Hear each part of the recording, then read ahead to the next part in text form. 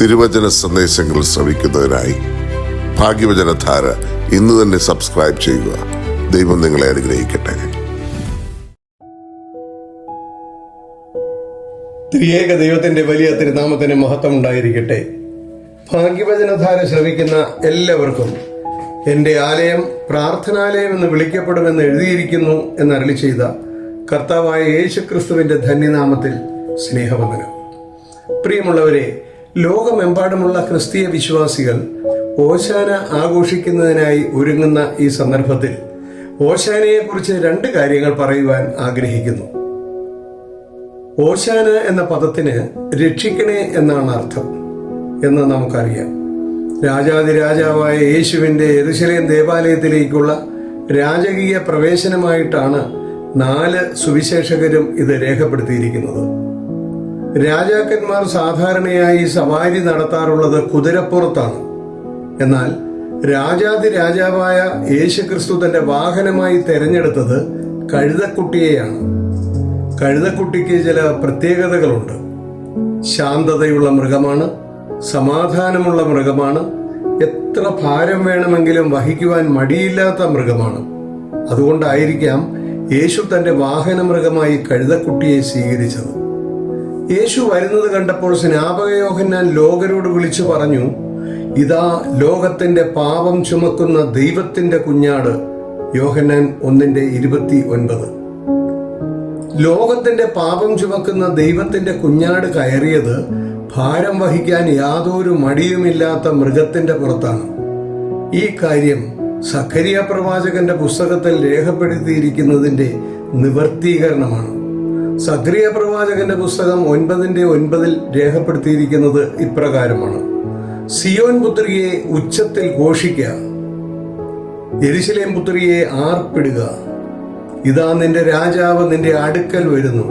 അവൻ നീതിമാനും ജയശാലിയും താഴ്മയുള്ളവനുമായി കഴുതപ്പുറത്തും പെൺകഴുതയുടെ കുട്ടിയായ ചെറുകഴുതപ്പുറത്തും കയറി വരുന്നു. പ്രിയമുള്ളവരെ, ദൈവം വസിക്കുന്ന ആലയത്തിലേക്കുള്ള യേശുവിന്റെ ആഗമന ഉദ്ദേശം ആലയത്തിന്റെ വിശുദ്ധീകരണമാണ്.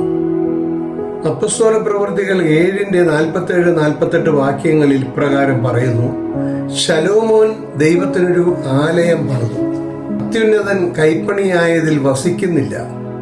പിന്നെ അത്യുന്നതൻ എവിടെയാണ് വസിക്കുന്നത്? നമുക്കറിയാം.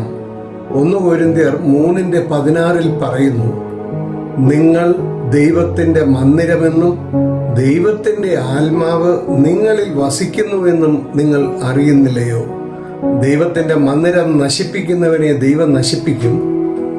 ദൈവത്തിന്റെ മന്ദിരം വിശുദ്ധമല്ലോ, നിങ്ങളും അങ്ങനെ തന്നെ.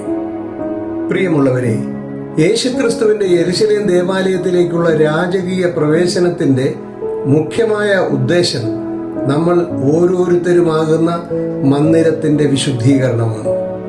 നമ്മൾ വിശുദ്ധിയോടെ ജീവിച്ച് നമ്മുടെ ആത്മശരീര മനസ്സിലുള്ള അശുദ്ധതകൾ ഉപേക്ഷിച്ച് വിശുദ്ധിയുള്ളവരായി ദൈവരാജ്യത്തിന് അവകാശികളായി ജീവിക്കണമെന്നുള്ള സൂചനയാണ് ഒന്നാമതായി ഓശാന പെരുന്നാളിൽ യേശു നമ്മോട് ആഹ്വാനം ചെയ്യുന്നത്.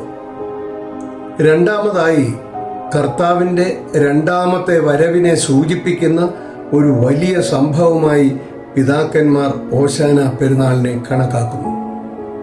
വെളിപ്പാട് പുസ്തകം 7:9 പറയുന്നു, ഇതിന്റെ ശേഷം സകല ജാതികളിലും വംശങ്ങളിലും ഗോത്രങ്ങളിലും ഭാഷകളിൽ നിന്നുള്ളതായി ആർക്കും എണ്ണിക്കൂടാത്ത ഒരു മഹാപുരുഷാരം വെള്ള നിലയങ്കി ധരിച്ച് കയ്യിൽ കുരുത്തോലയുമായി സിംഹാസനത്തിനും കുഞ്ഞാടിനും മുൻപാകെ നിൽക്കുന്നത് ഞാൻ കണ്ടു. രക്ഷ എന്നുള്ളത് സിംഹാസനത്തിൽ ഇരിക്കുന്ന നമ്മുടെ ദൈവത്തിൻ്റെയും കുഞ്ഞാടിൻ്റെയും ദാനം എന്നവർ അത്യുച്ചത്തിൽ ആർത്തുകൊണ്ടിരുന്നു. ഇപ്രകാരം കർത്താവിൻ്റെ 2ാമത്തെ വരവിനെ സ്വീകരിക്കുവാൻ നമുക്കും നമ്മളെ തന്നെ ശുദ്ധീകരിച്ച് ദൈവരാജ്യത്തിന് യോഗ്യതയുള്ളവരായി ജീവിക്കുവാനുള്ള കൃപ ലഭിക്കട്ടെ എന്ന് പ്രാർത്ഥിക്കാം. നന്ദി.